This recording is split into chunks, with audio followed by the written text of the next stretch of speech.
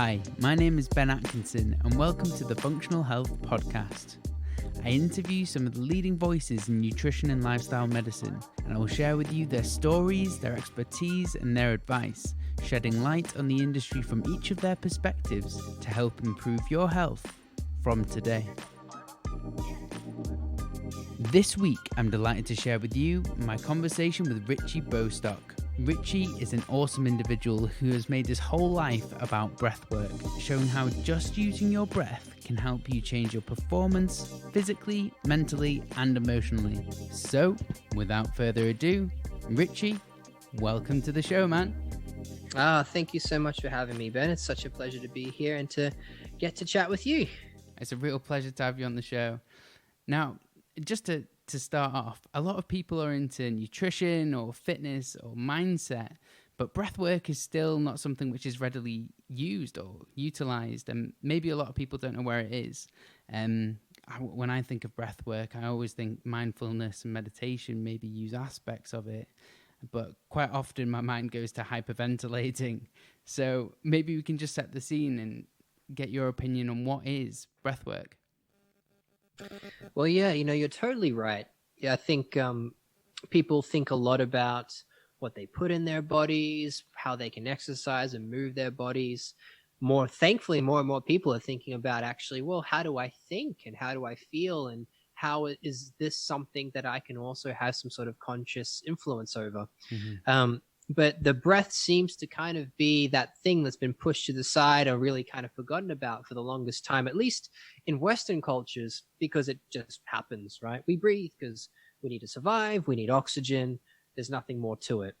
But, little do we know that actually the way that we breathe affects every single system and every single function in the body. So if we start to learn what the breath does and then how we can use it as a tool, then we have access to all sorts of new levels of health, of whether that's physically, mentally, or emotionally. So it's a really exciting thing. And breath work, as I define it anyway, is really any time that you become aware of your breathing and then start to change it to create some sort of physical, mental, or emotional benefit for yourself. So, when you talk about mindfulness and meditation, well, if you're doing some form of watching the breath or even using the breath in a certain way, then that's breath work. If you are feeling stressed at a moment in your day, you can breathe in a certain way for a few minutes to help you to relax and down-regulate your nervous system. You can do things like the Wim Hof method or pranayama, the yogic style of breath, or Chinese medical breathing styles from things like Qigong, where you might sit or lie down and do certain breathing practices for 10 to 15 minutes to create certain effects for yourself or certain benefits. Right. The way to the final piece of breath work, which I think is really important, which is using the breath as a form of therapy. So being able to use the breath emotionally to work through trauma, any kind of emotional stress, tension, or things that you might be holding onto that doesn't serve you. So there's a very broad spectrum there. Yeah, a huge spectrum. And I think you articulated it beautifully when you said also like using it as a tool. And I think that just shows you can use it for different reasons. And there's hugely a vast array of techniques which you can use. Was there ever like a defining moment? I mean, you've traveled, from what I've read, everywhere. So was there ever a defining moment where you were introduced to breathwork and you were just like, wow, this is for me? When I first got into breathwork, I wasn't doing it with the thought of, having it as a profession. It was really purely just out of exploration.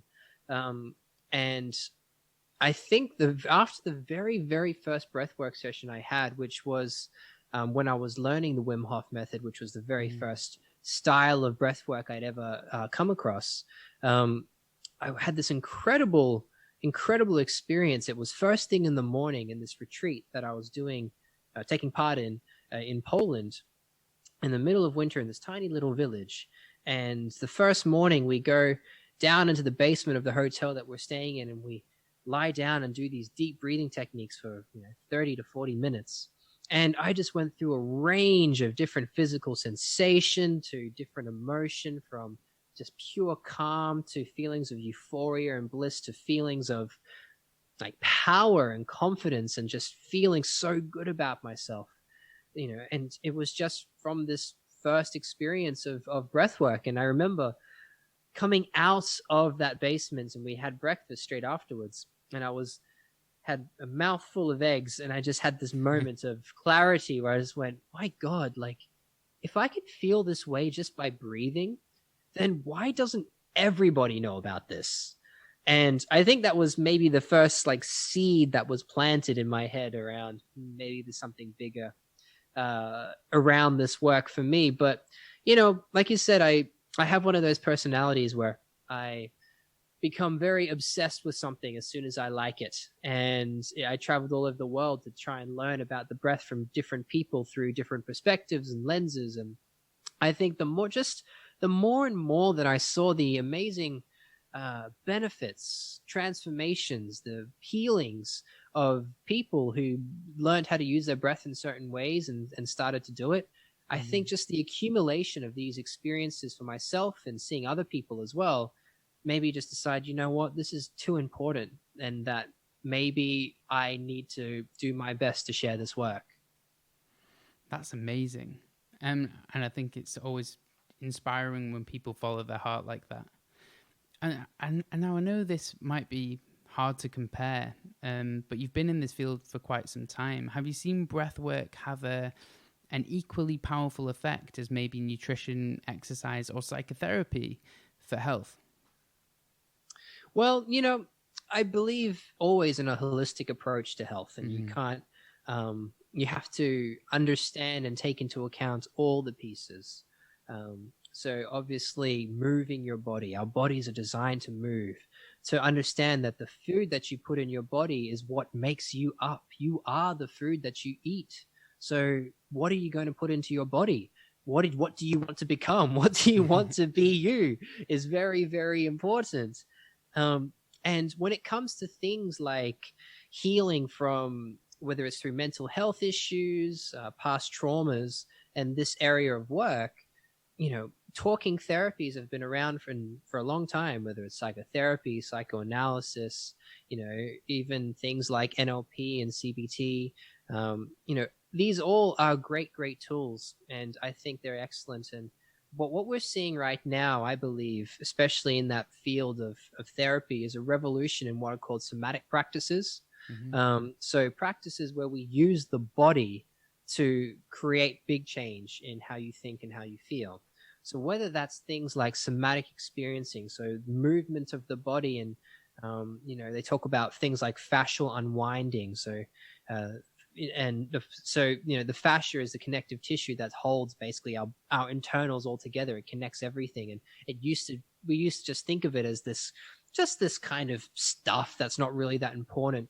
Yet now more and more we're understanding that actually that tissue that we have so much of in our body actually can hold energy or hold memory, and might actually hold trauma that needs to be released in some way. So things like that, and obviously breath work, which is, I might be slightly biased, but I believe is the tool of our time, because they call me the breath guy, so I'm definitely not biased. But I believe it's a tool of our time just because of how simple and how easy it is. It's at the end of the day, it's just breathing. We can all do it. It's all available to all of us, and there's no, we're not having to take anything. There's no magic pills here, no magic potions, and that really what you're doing is you're self-healing. And how empowering is that?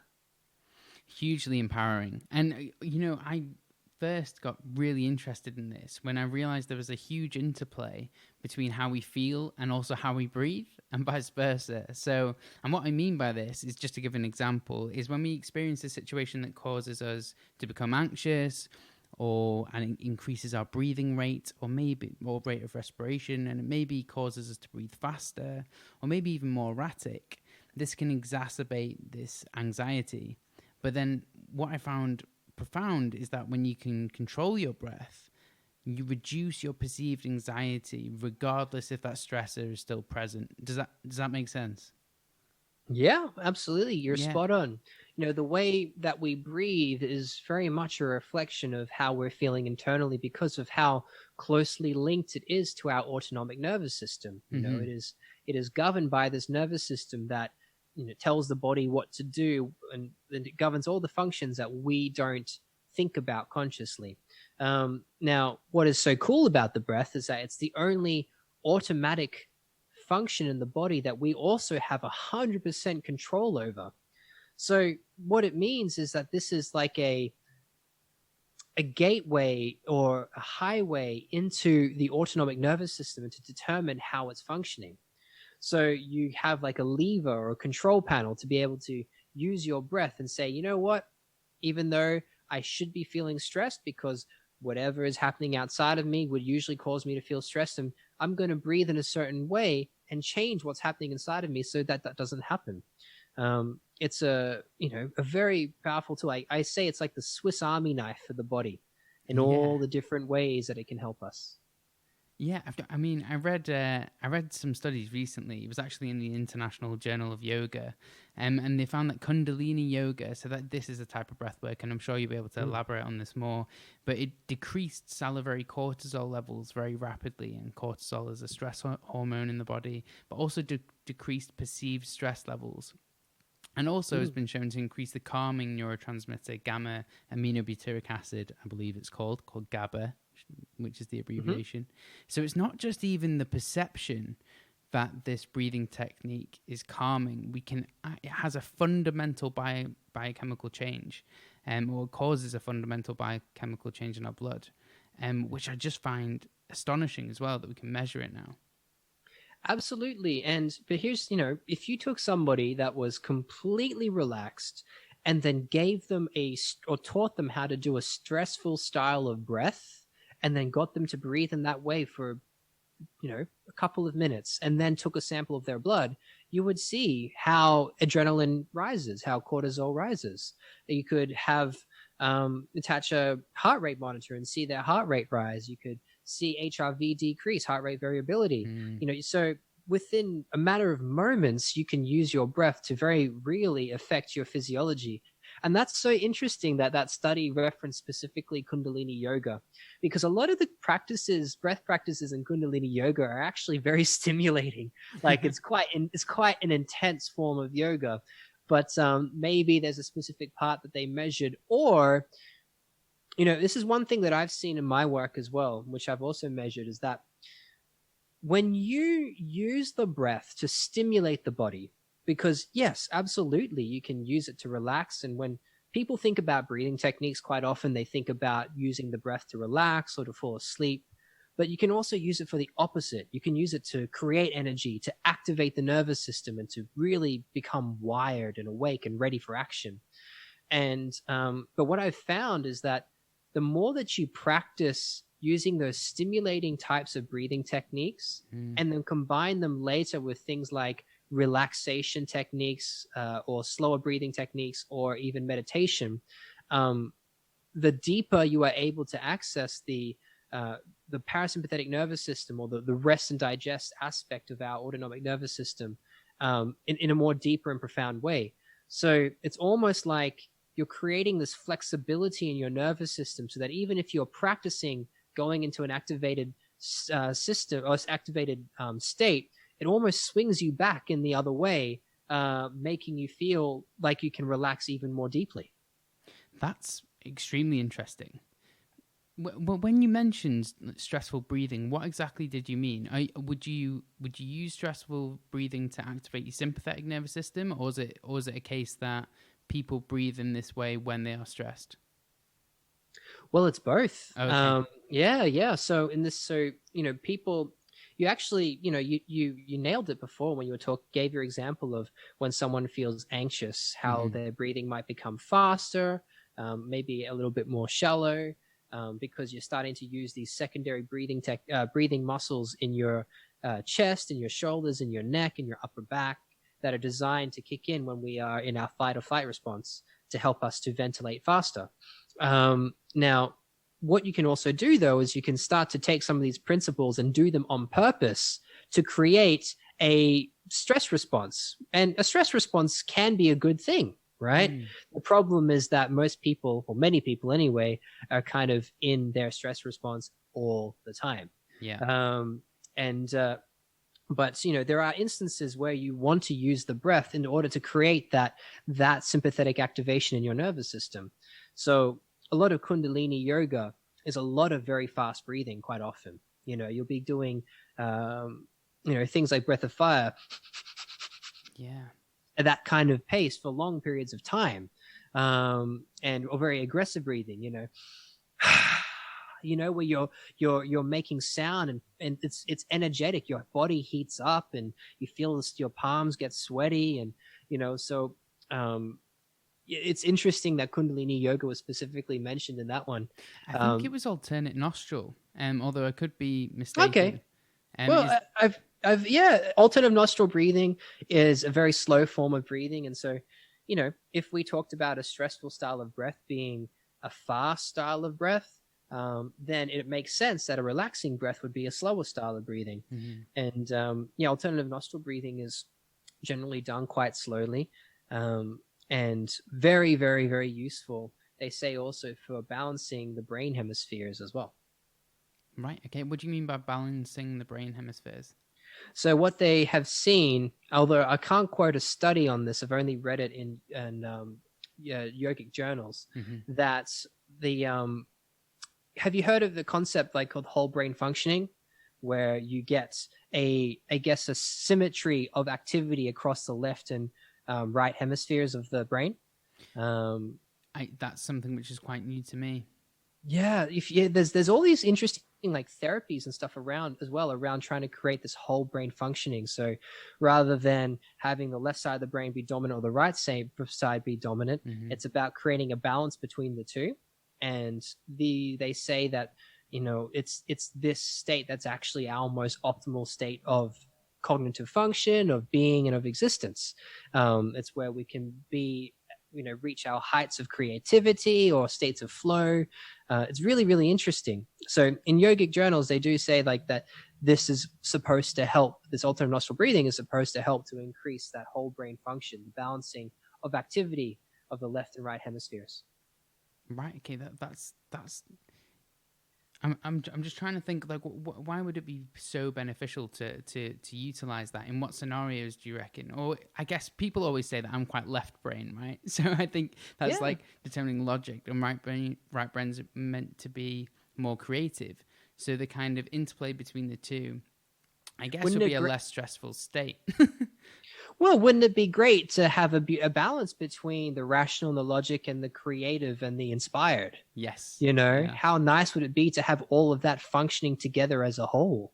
That sounds like a pretty nice state to be in. Yeah, 100%. 100%.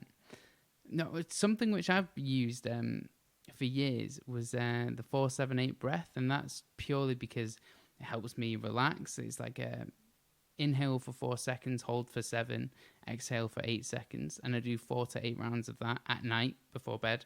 But that's how I kind of got into breath work without knowing or diving deeper into anything else.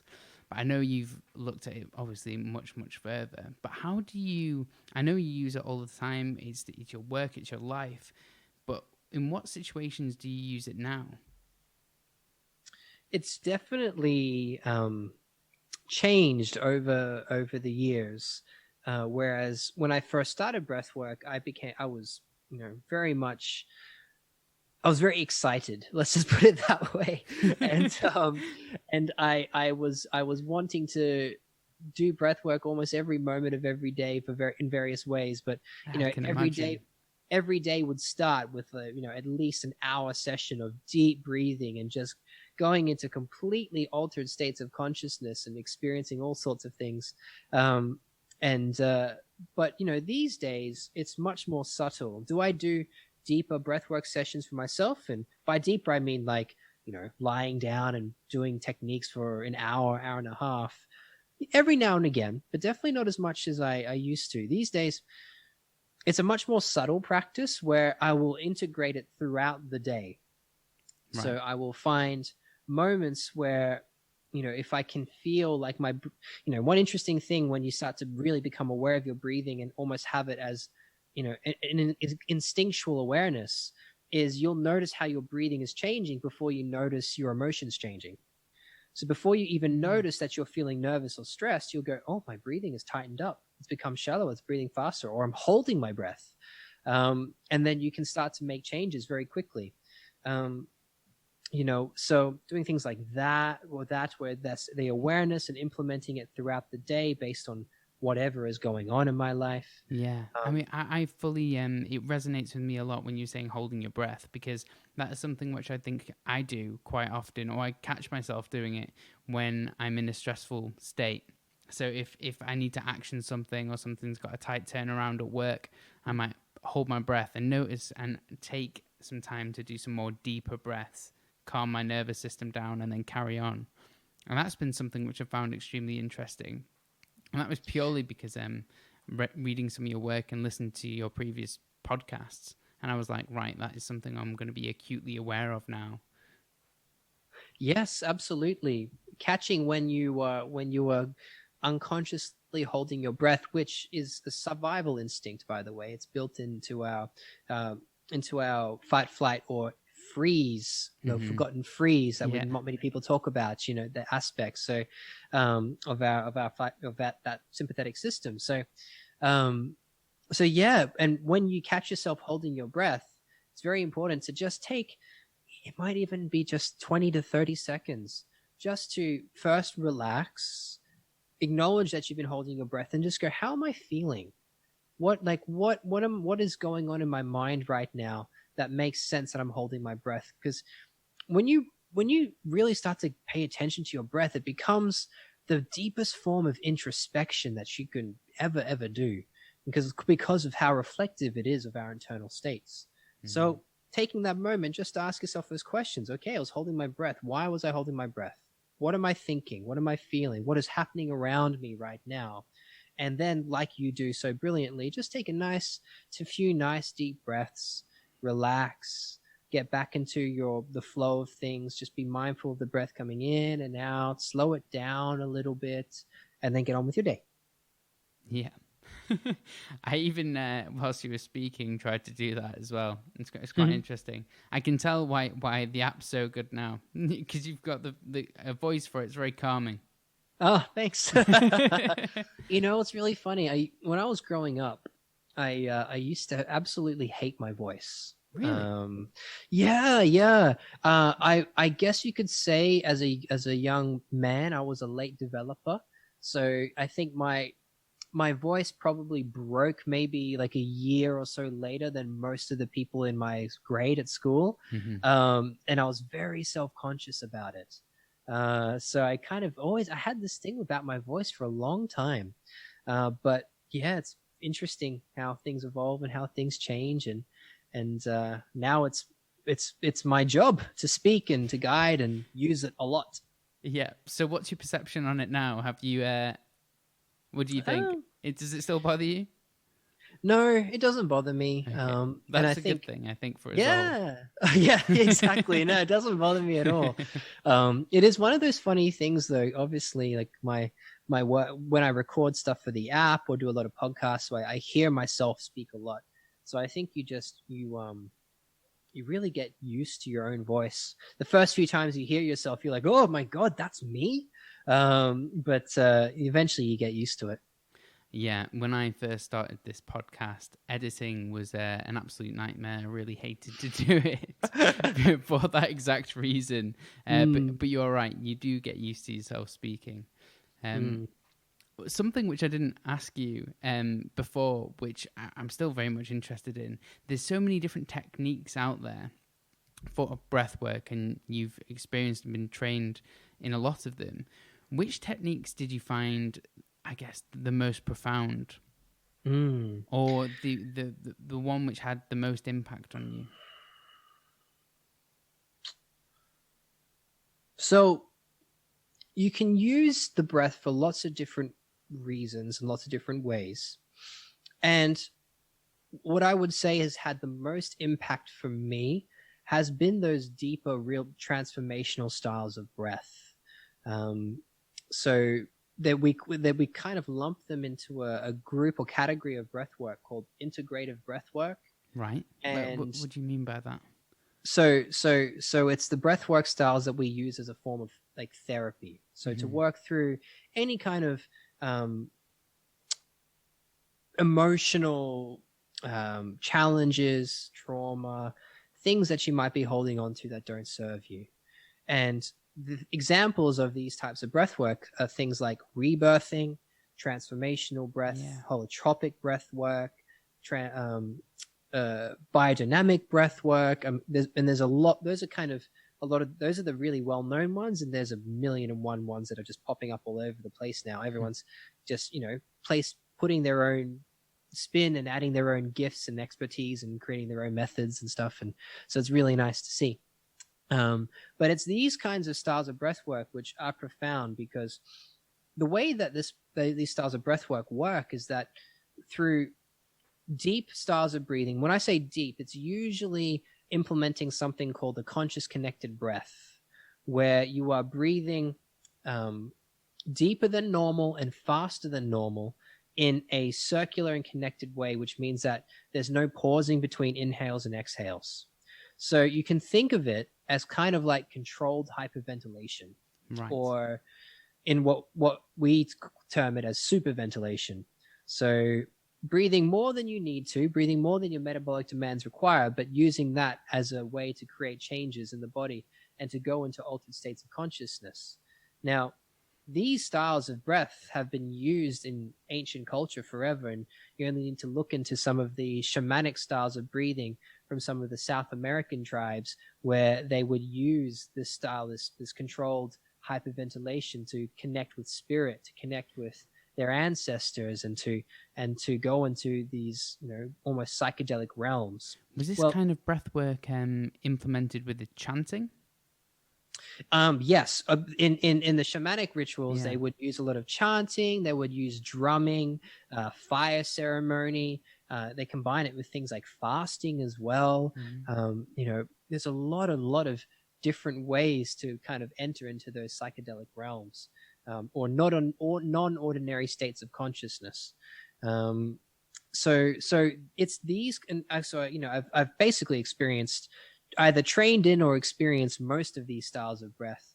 And I would say those are the styles that have really had the most profound impact in me, in just understanding who I am and being able to heal any kind of emotional impacts that I've had over my life, and in a big way. And even to have transcendental experiences where you get to perhaps experiences something beyond the five senses, and communicate with spirit, communicate with past loved ones, to be able to go beyond the normal waking consciousness and experience something more. It's and you're doing it just by breathing, which is pretty profound. Yeah, I mean, this sounds intense, and for some of the listeners, people might be thinking this has gone quite woo-woo now. But this is something which I think has been documented for millennia, that people use breathwork to get into this state of consciousness. And quite often in ancient cultures, they would use psychedelic herbs or medicinal plants and things of this nature to get in this state, but it wasn't always necessary. And I think it's fascinating that you bringing this up. I actually spoke to a monk. I actually met a monk a while ago, a Christian monk, but he uses meditation every single day, and he described something very similar to what you've just outlined now. Absolutely. It can sound quite strange and quite, like you say, kind of woo-woo. I use that word lightly. Yeah. But actually, one of the very popular styles of breath, this style of breathwork, is called holotropic breathwork, and it was made by a man called Dr. Stan Grof, who was one of the pioneers of using using LSD in clinical settings as a form of therapy. So he's a psychotherapist originally, and so he was, in the 60s, pioneering this work and doing study after study after study.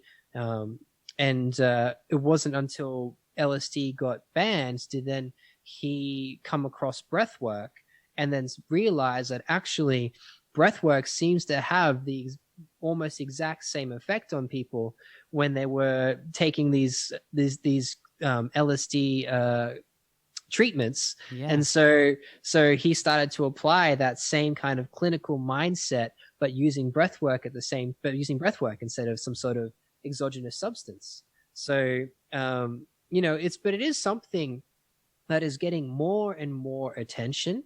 And so it's really my hope that as it does continue to grow in popularity, that more and more scientific organizations, universities, research organizations will be interested in trying to run some deeper studies on why people have these effects. And I'm actually speaking with Imperial College Institute for Psychedelic Research to maybe do some work around breathwork as well. That would be incredible. Yeah, it is. It's exciting. It's really exciting. Because I'm just thinking, and this is something which just has come to me now, in terms of, because all these psychedelic substances, like, for example, psilocybin has been studied, which you can get in magic mushrooms, they're commonly called on the street, I guess. That's been studied to help with various different things, from manic depression to anxiety, etc. And I'm wondering whether breathwork would have the same neuronal changes which are caused by the ingestion of psilocybin, or whether it would need to be implemented on a daily or maybe, several times a day basis in order to get the same effect. Or do you think the opposite would be true? I don't know. Well, it's a great question. But, when you do these deeper breathwork sessions, it does have that similar kind of effect as going on a psilocybin experience, or whether it's DMT through things like ayahuasca, where you can have profound shifts in mindset and perception and in healing in a single session that has a permanent effect. But you're right, it's really exciting to see, things like psilocybin being researched for its potential therapeutic benefits. And I think, there are so many brilliant natural plants out there that can seem to be very useful. There's another psychedelic substance called iboga, which, based off the research, shows that it has around about an 80% success rate for curing people of heroin addictions. And which is, far higher than any rehab center that you can go to. I know, that's amazing. Yeah, 80. So I think the more and more that society opens up to the ideas and works out the responsible and safe ways to be able to use these gifts from nature, really, then, there's some real potential for all of us. Absolutely. Yeah, it's fascinating to hear your story, because I always look at my interest in nutrition. I always went out to try basically every single diet that was out there, right? From fasting to raw veganism to ketogenic, etc. And it seems that you've done very much the same, but with breath work and kind of mind, I don't know what you'd call it. I was going to use the word mind alteration, but that's not the right term. No, yeah, well, you could just say breathwork, I suppose, because that's really in my area. But I'm actually just curious. Have you tried the carnivore diet before? That is something which I haven't tried, and I've not brought myself to do it. But that is popularized by what was it called? Dominic, was it Saladino? Dom Degas. No, I know who you're talking about. No, he's the keto guy. Carnivore MD. I can't remember his name. It's going to really frustrate me. But he wrote the book, The Carnivore Code. I'm not promoting it here, but he's someone which I find extremely fascinating, and he looks at plants on like a toxicity spectrum rather than a health promoting spectrum. Which it's all very fascinating, isn't it? Like. A diet is such an interesting thing, and I'm sure the right answer is that there is no one size fits all, obviously. Yeah, but it is amazing to see how people who can switch to a completely plant-based diet and have such beautiful effects doing that And then there's another segment of the population who only eat red meat and then have some pretty profound effects on that as well. Yeah. It's fascinating. I mean, I think you always start with a level of health, right? And wherever that level may be. So we might be born at a level where our resilience will be low to the environment that we live in. Maybe we have a poor capacity to detox chemicals, or that we might just have a sensitive gut and we can't tolerate certain foods. I remember when I was on Rupi's podcast, I mentioned a load of these anti-nutrients, oxalates, phytic acid, carbohydrate binding proteins called lectins, which can disrupt the gut in some people. But the important thing is everyone's got a different threshold, and some people won't react to anything when others will. And quite a lot now, you'll see, especially in the functional medicine movement, people using different diets to help with autoimmune diseases. So there's like the autoimmune paleo protocol where they cut out all these different foods which might potentially irritate the system. And that includes like eggs, dairy, legumes, nuts, seeds, etc., and wheat and grains. But with the carnivore diet, I think it seems to work profoundly well for people who can't tolerate plant foods that well. And I think the amount within a population of people like that is relatively small. But from what I've seen so far, and remember, there's no randomized clinical control trial on the carnivore diet as of yet, but it seems to be the case that it does have benefits, certainly in the short term, which is what most people have done it for. Yes, that seems to be the case. My dad, when he first got diagnosed with MS, he went onto the Walls protocol. Yes, which is kind of like modified paleo, right? And absolutely brilliant for him, I think. Yeah, I mean, it's something that I've spoken about previously, and it's one of those things where there is a lack of evidence for diets and autoimmune diseases, but absence of evidence is not evidence of absence. Just because something isn't proven in a scientific journal doesn't mean it's not going to work. And especially with elements, or whether it be protocols, which have very little what's the word I'm looking for here? There's very few side effects to it, if at all. And the only possible side effect is a positive one where it will benefit you. So that's where I believe you can use these. And the Walls protocol is one of them. And they actually have an insane amount of vegetable consumption within that diet as well. Yes. And some of the supplementation may go against conventional wisdom. But again, I don't think anyone's tried it as of yet, which has experienced a negative outcome. Certainly not from what I've seen. I could be wrong, but that's wonderful to hear that your dad is doing so well. Yeah. I think, but you're so right. There's a very high vegetable intake, and then you hear about people who completely clear up any kind of symptom of autoimmune disease through the carnivore diet. So you're like, well, I guess you just have to try and see what works for you, right? Yeah, and you completely got it right with personalization. And I imagine the same is with breathwork, right? I mean, I don't know whether you've seen this, whether other people respond to the same breathwork differently. It's very much the same as diets, where everybody's relationship to their breath is so personal, and what might work really well for one person won't work for the other. A great example of this is there's probably one of the more well-known breathing techniques that people use to calm their nerves. It's called box breathing, which was popularized because the Navy SEALs use it before they jump out of a plane or before they go into a firefight, to calm their nerves and to get in the zone. And part of box breathing is to do significant breath holding. So there's 4 parts to the breath, like 4 sides to a square. So they're all equal in length. So you will inhale, let's say, for 5 seconds. Then you'll pause at the top for 5 seconds. You will exhale for 5 seconds, and then pause at the bottom for 5 seconds. And you go around. So inhale, pause, exhale, pause, inhale, pause, exhale, pause. So I would say for the majority of people, this works very well. And it's a really nice technique. But there is a part of the population where holding your breath, either with lungs full or lungs empty, is actually very anxiety inducing.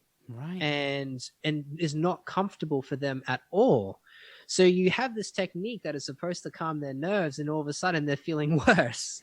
And then they start to go, why isn't this working? And was there something wrong with me? Am I broken? And you go, well, no, actually, it's just that everybody's relationship to their breath is different. And, while there might be something that mostly works for people, it might not work for everyone. That 4-7-8 breath is good for most people, but I have also met people where it didn't really work for them very well. So it is about trying different things, much like trying different diets to see what works best for you. Yes, I mean, it was fascinating that you brought that up, because the holding, the 7 hold, which is part of the 4-7-8 breath, the people that I've spoken to who've tried it and don't like it is because of that long hold. Yeah. So I'm wondering if that's a recurring theme that we see. And obviously you're exhaling for 8 seconds, which can be quite a lot for some people as well. It's funny. Sorry. The 4-7-8 breath was popularized by Dr. Andrew Weil. Yes, that's kind of how it got big in the West.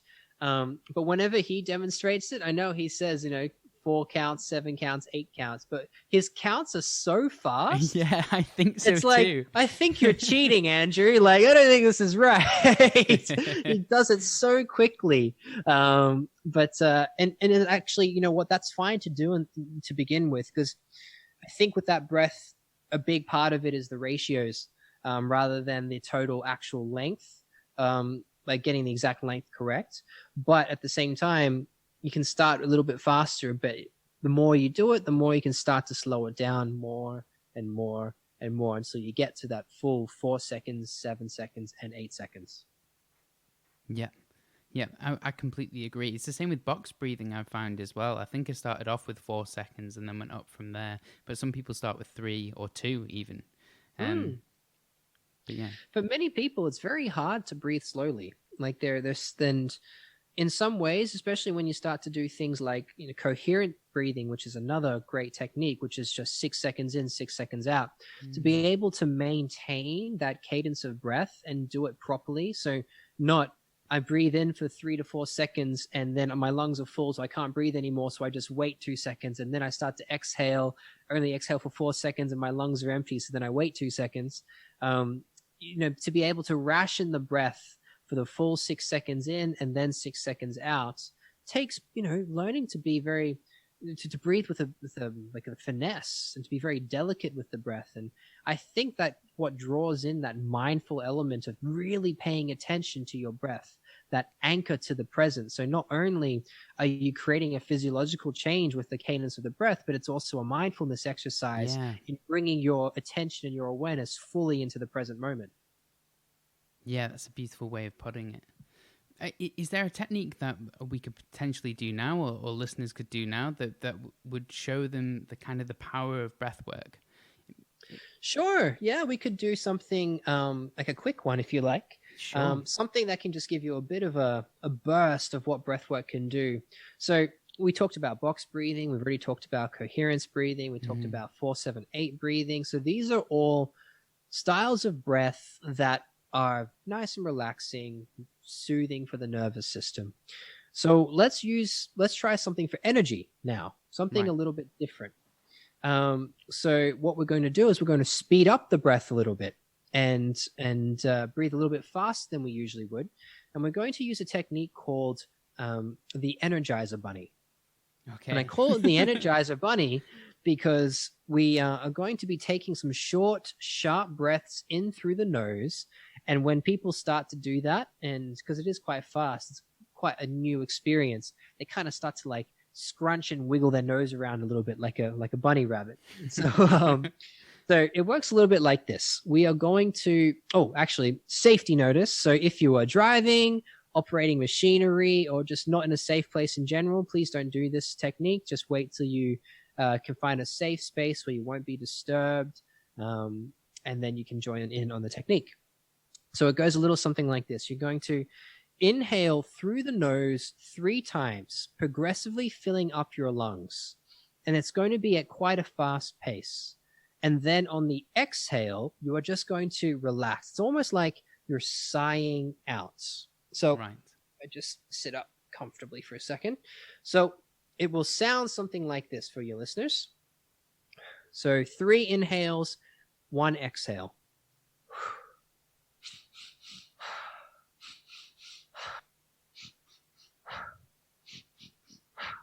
So hopefully you could hear that. Yes. So you can see that it's quite a fast pace in your, and each inhale you're progressively filling up your lungs. So you're not exhaling between your inhales. You're not going, right? It's in, out.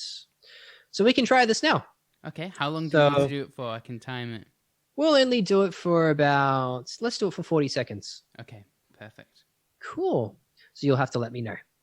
So, alrighty, everybody. So wherever you are, sitting comfortably, sitting safely, please, you can close your eyes for this.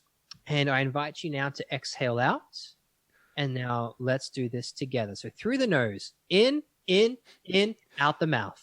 In, out the mouth. In, out. Nose, mouth. Nose, mouth. In, out. In, out. Now keep going. And that exhale is just like a relaxed sigh out. You're just dropping it out of you. Nothing to do. Just, it's like a sigh of relief, like you're just dropping down, letting go of the weight of the day. And keep turning that breath. You might start to feel a bit buzzy or a bit lightheaded or a bit kind of tingly. That just shows that you're making changes inside of you and you're just doing it with your breath, which is kind of cool. So just the last few now. Stay with it if you can. We must be coming up to 40 seconds kind of soon. There we go. Check out my clock. All right. So now everyone, keep your eyes closed still and just take a nice long inhale through the nose. Big inhale in and just sigh it out through the mouth. And just relax the body for a second.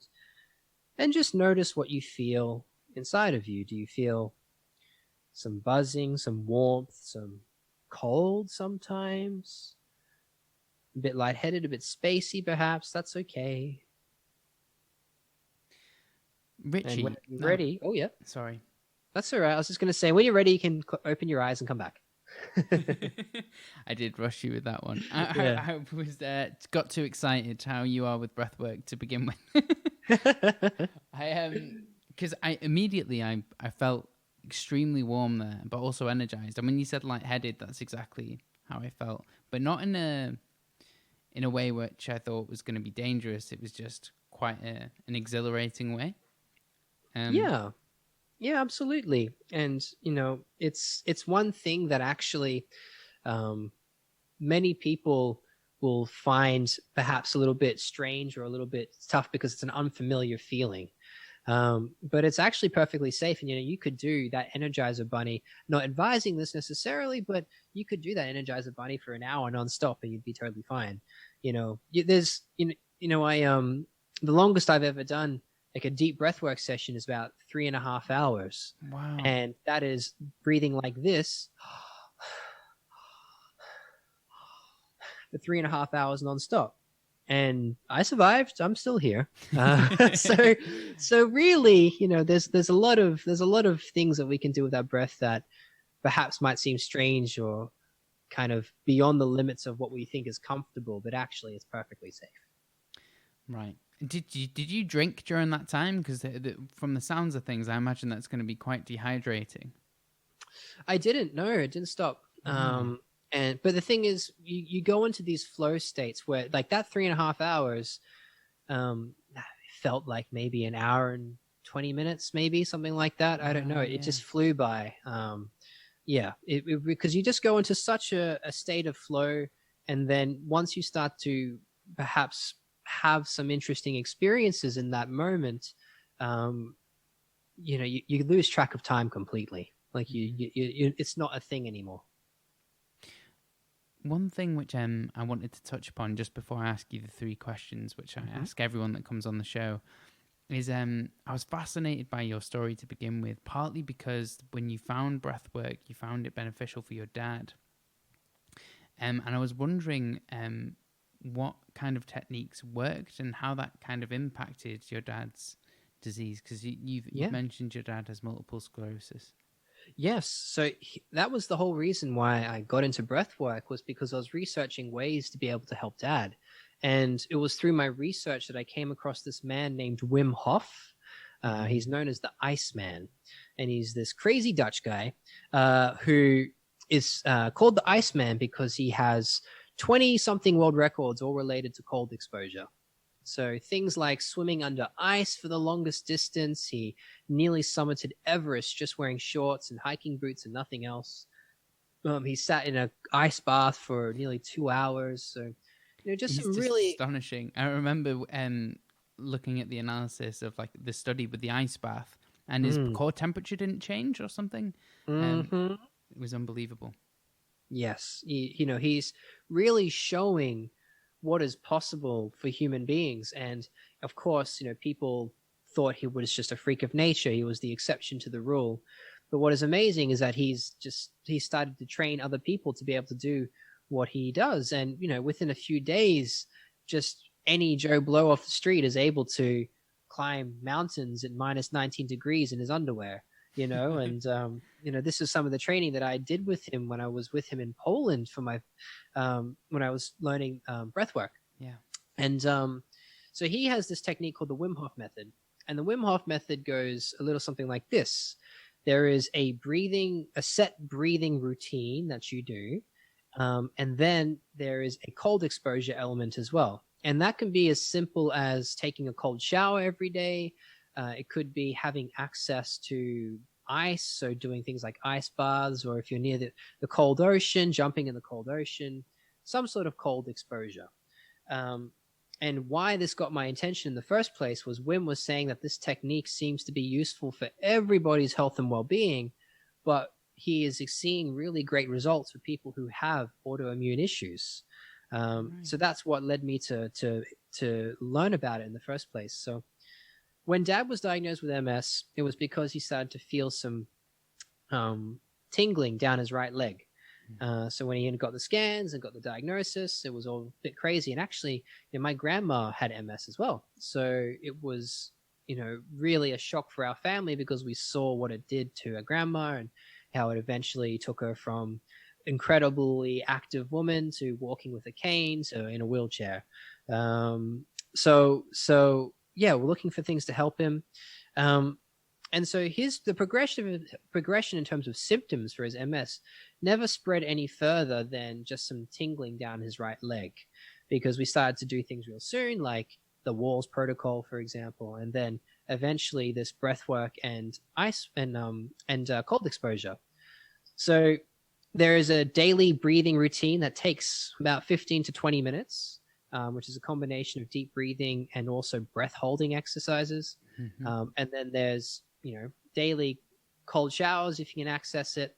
But luckily where my dad was living at the time in Hong Kong, they actually had like a cold plunge pool randomly. So he was able to actually do proper like cold like dips. Amazing. Yeah, I know. So fortuitous, right?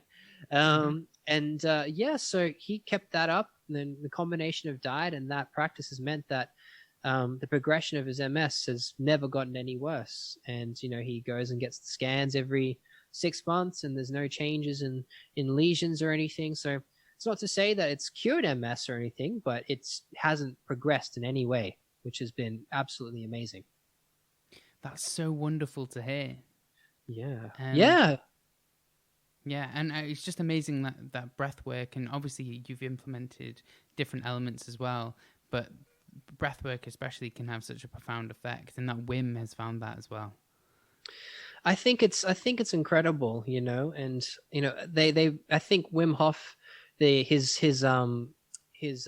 company Inner Fire has recently shared a study that was published. I forget which journal it was, where they did a extended study for Wim Hof method in rheumatoid arthritis, mm-hmm. and showing the benefits of Wim Hof method and on rheumatoid arthritis, and how it had very positive effects. So that's really exciting as well.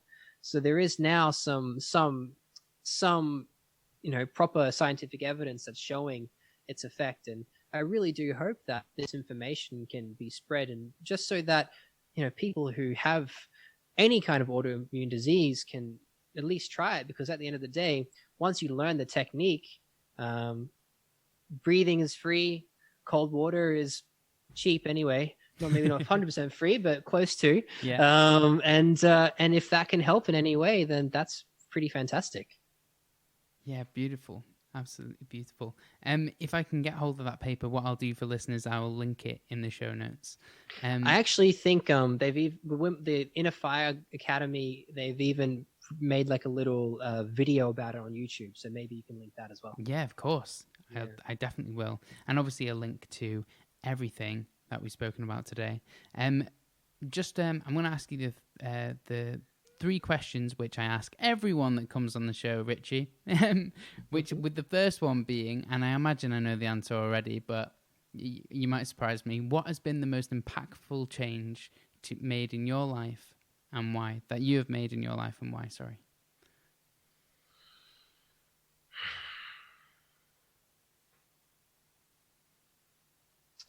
So rather than just say breath work, because that's far too obvious. Yeah. I'd rather speak. Maybe I'll speak about something else. And it's a mindset change. Yeah, it can be anything. Yeah. And that mindset change is that many of us crave the familiar and feel like that we need the familiar to know what's coming and what's going to happen, because it helps us to feel in control. One of the biggest changes that I've made in my life has been to crave the unknown and to feel very comfortable in the unknown, and to have the trust and the belief that something absolutely beautiful and better than I could even imagine can come out of that unknown. That's something that I think I did learn through breathwork. It was kind of one of my big aha moments during a breathwork session, but that has really been profound in the way that my life has played out, particularly over the last few years. So that's that. That's absolutely beautiful. And I imagine you've just persuaded everyone to, if they're not persuaded already, to study breathwork. And the second one being, how can healthcare become more integrated with these kind of modalities, in this case, breathwork, that you've outlined today? Yeah. It has so many applications. And one of the things I was speaking to one of the hospitals here in London about was, creating some sort of guided breathwork experience for patients who are, who have all the time in the world. And if they're just sitting in their bed and recovering, can you educate them about their breathing and then give them guided breathing experiences that will, one, help them to, relax, and which we all know helps with the healing process. So I think that's one massive thing. I think that any talk therapist should have some sort of experience and understanding of the breath, because it's like low-hanging fruit. Even before you go into anything else to try and help a patient, even just teaching them how to breathe properly can give them so much benefit. And I work with a lot of people for various reasons, and I've started working quite a lot with people who have respiratory issues like cystic fibrosis, for example. And I worked with one girl who was diagnosed, I think, when she was 4, and she's probably like 28 now. I'm guessing 27 when I worked with her. And when she came to see me, I asked her, I just watched her breathe for a little while, and I could see that there were some real issues around just her breathing mechanic and what she was doing. And then I asked her, as you've been in and out of the hospital and healthcare systems since you were 4, working with respiratory specialists. Has anyone told you that your breathing mechanic is really not up to scratch, is not serving you? And she said, no. And I was like, well, that just seems crazy to me. Like, how is it possible that your primary thing that could potentially take your life is this capacity to breathe, and no one has actually shown you how to breathe correctly? So, things like that, a greater awareness, I think. And, there are breathing or respiratory physiotherapists, but I think there's only a handful. And I know one of them in London, and I was getting kind of an understanding of it. And there's only a handful in London, and they have a waiting list of up to 6 months. Wow. So there really, I think, can be a greater education, because it really is quite simple, Mm-hmm. more broadly to doctors, nurses, anybody, just because it's so easy and can be so helpful for anybody. So yeah, I think that could be good. Well, yeah, well, you've outlined it can work for a multitude of ailments, so I completely agree with you there. Last but not least, can you provide the listeners, and you've given loads already, with 3 tips to help improve their health and well-being from today? You mean 3 more?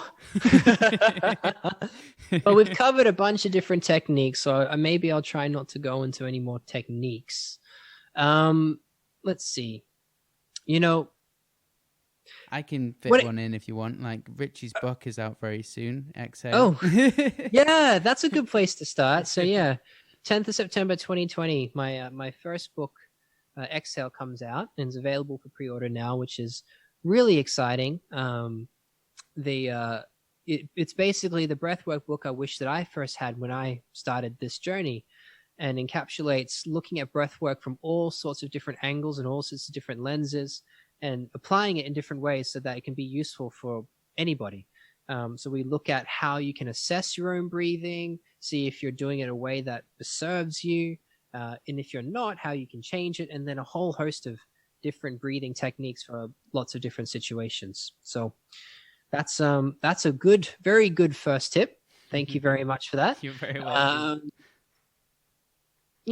This tip probably would have gone before your tip, which is basically just to even just seed in your mind that your breathing is important. Like, if you can, even if you've forgotten every single technique that we've shared today, just putting it in your head that, the way that I breathe affects me, and then start to take notice, because your breath holds information. It holds information about you. And all you need to start to do is learn how to listen to it, learn how to decipher it, to decode it, to be able to to use that as a tool to be able to understand what is going on with you. It really is just a treasure trove of information once you learn. So that's 2. And 3 is to keep listening to this podcast, because I think they have a lot of really good guests, really interesting people with lots of great things to say. So I think you are very well served for all your functional health and wellness needs. Thank you very much for that one. I think we just blowed smoke there, but I appreciate it, man. Well, you know what? You were so kind to offer me a plug for my book. So I thought, this your podcast deserves it as well. Everyone needs to, I think, and we were chatting before this podcast started about the work that you do, and what can change in this world around a new idea of what health means and how to approach it. And I think, we're so lucky in this day and age where ignorance is a choice, where all the information that you could ever want is freely available to you on the internet.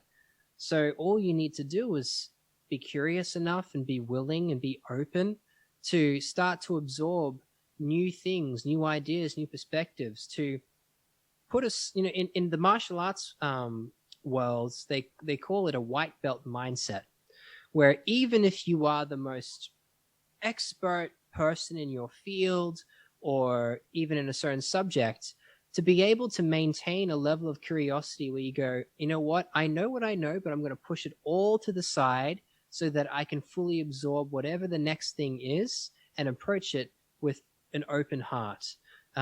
Because the biggest downfall that anyone can have is when they decide that they feel like they know everything already. And then, because then you attach your ego to that, and it can really just become a dangerous spiral.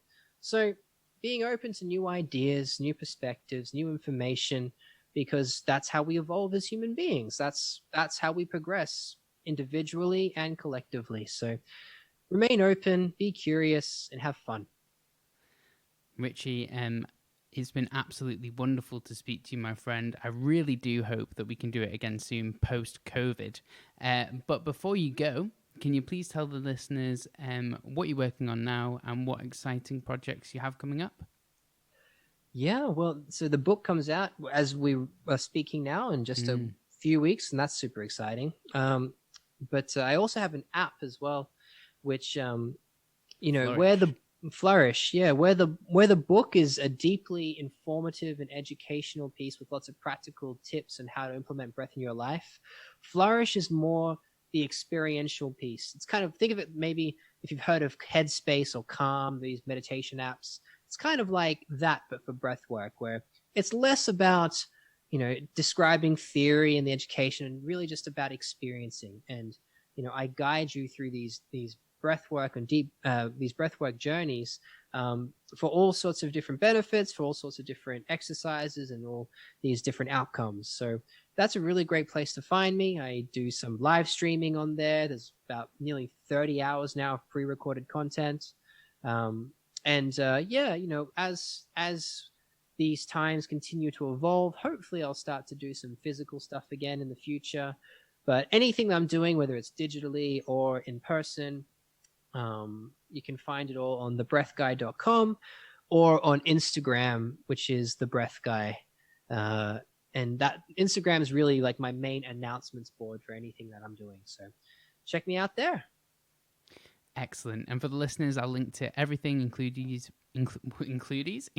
Richie's social media in the show notes. Richie, again, it's been a real pleasure to have you on the show. I've thoroughly enjoyed it and understanding breath work in more depth. And I do hope that we can do this again soon. Would love to, mate. Thank you so much. It's been a lot of fun.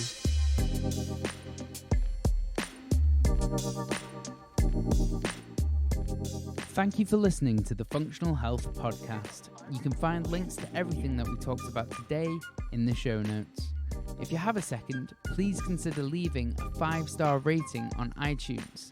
It really does make a huge difference and helps get this valuable information out and reach more people. Don't forget to subscribe so you can stay up to date and know whenever I release a new episode.